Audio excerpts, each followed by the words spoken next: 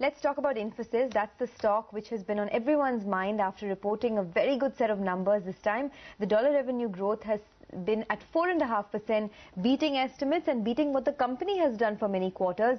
In fact, the IT major stunned the market on deal wins and raised FY16 revenue guidance to 7.2 to 9.2% in dollar terms. Girish Pai, head of research at Nirmal Institutional Equities, joins in now to discuss the earnings in detail. Girish, hi, afternoon.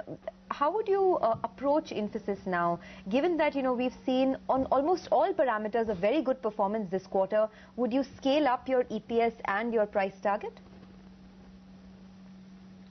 See, I think the 11 to 12% stock reaction today is partly driven by a couple of factors.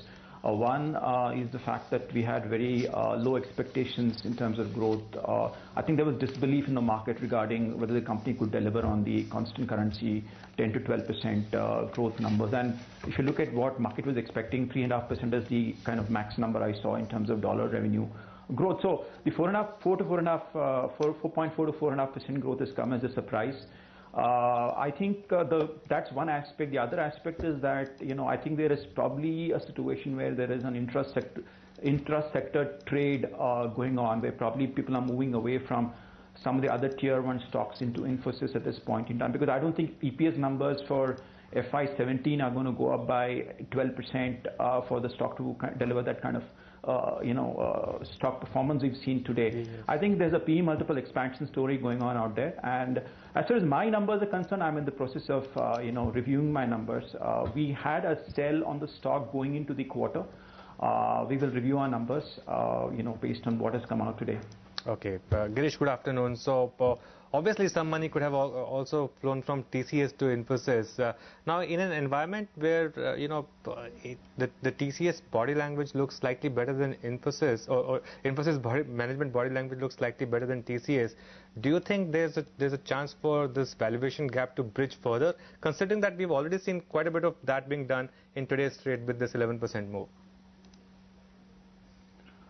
Yeah, it's a difficult call right now. Now that the stock has moved something like 11-12%. Yes, I think post Vishal Sikka coming into the company, there has been the P discount that Infosys had vis-a-vis TCS has kind of got bridged, largely because the market held the view that a growth rate gap between TCS and Infosys is actually going to contract, which based on how TCS has performed in Q1 in terms of growth and what Infosys has delivered in Q1 thus far. Looks like that is probably going to come true. There could be a situation where you could see Infosys and TCS dollar revenue growth numbers kind of converging. So to that extent, I would think that that's a possibility that is there. If you recall, 4-5 years back, Infosys used to be the bellwether stock in IT services, and that position kind of got usurped by TCS once it started delivering industry-leading growth. Maybe this could be the turning point. It's very difficult to say right now. I mean, the kind of growth that Infosys has shown probably needs to sustain for 2-3 quarters. Okay, but just a word to our viewers, the Sensex rates that you're seeing on the stack, they're not updating for some reasons. The Sensex is not down 150 points, it's now down 250 points. Yeah. So concentrate on the Nifty numbers for now. Our stock ticker are all NSE rates, but the BSE rates, we're working on that and we'll sort that out. So that Sensex rate is not a true reflection of what's happening in the market. It's the Nifty rate that you should refer to for now, down about 80 points. Sonia. Indeed, and the slide has been quite severe in the last 15-20 minutes itself. The mid-cap index is now down almost 2%, and so is the bank Nifty. It's down 1.5%. So it's been a rapid decline that we've seen in the last 15-20 minutes. And topping that list, of course, a lot of heavyweights. Now names like ONGC, etc. have also added to that list. Those stocks are down about 4 to 5%. But Girish, a couple of quarters back, because of the volatility in Infy's earnings, the street was not very confident about the guidance that Infosys would give out. This time around, it scaled up its full-year guidance to about 7.2 to 9.2%. Given how good or how credible the earnings have been this time, are you confident that the company could meet this higher full-year guidance? So if you look at from a constant currency perspective, the numbers have been kind of maintained at 10 to 12%. I think the dollar guidance has been pushed up, which is what the company said on the analyst call, because of the positive cross-currency movements that happened at the end of Q1. So I think that is what has led to the the dollar guidance being up by 100 basis points. Yes, I think the constant currency growth in the quarter was actually at the higher end of what the company itself was anticipating. I think the other thing is one should not extrapolate Q1 numbers or the strength of the Q1 numbers into the rest of the year.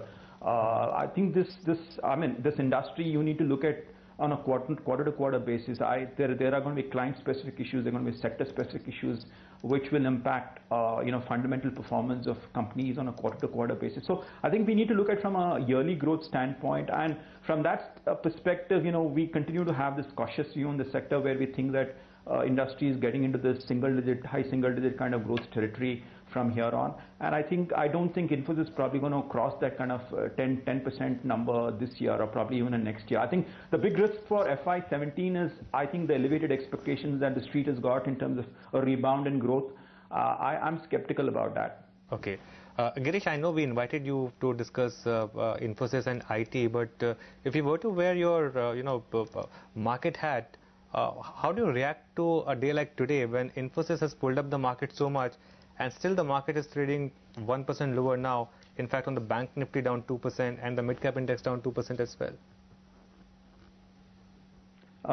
Very difficult to understand as to why the stocks have reacted this way very suddenly. But I think the issue has to do with earnings. I think there is a market-wide expectation that earnings are going to rebound very sharply in the second half of fiscal 16, which I think is getting questioned as days pass by.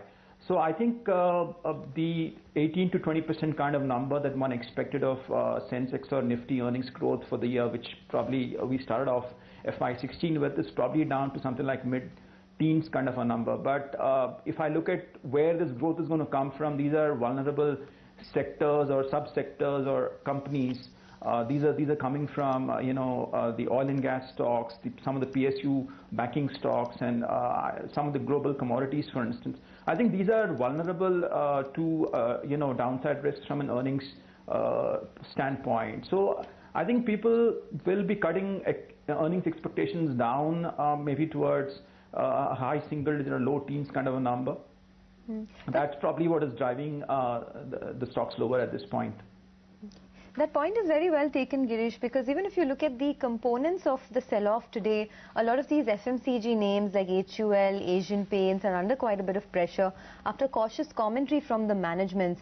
How would you rate this sector now? Because increasingly we're seeing low single-digit growth and difficulty on the company's part to sort of push through in terms of higher volumes, etc.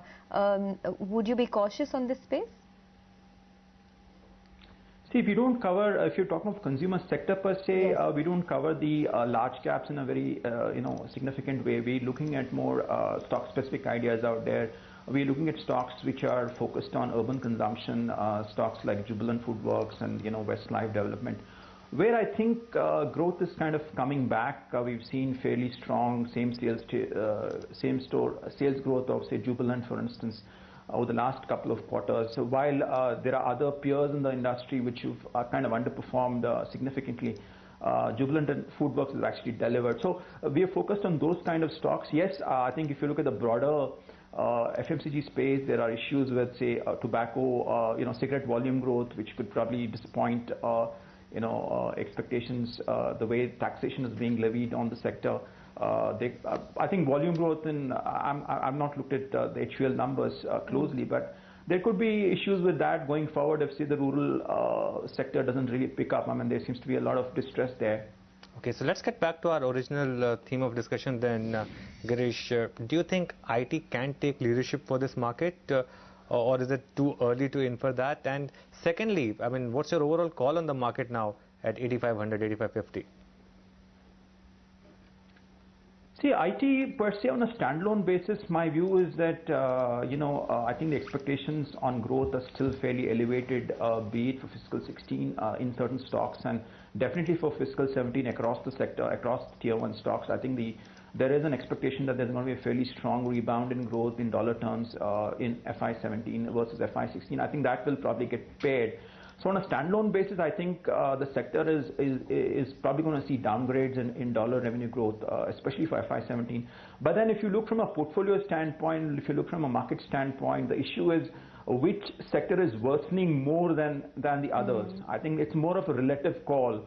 Yes, there could be pockets where expectations are fairly elevated, which are probably coming off, very dramatically as things stand at this point in time. So as a portfolio manager, one needs to take that call. So I would think pockets in the market, say like private banks, selective consumer names,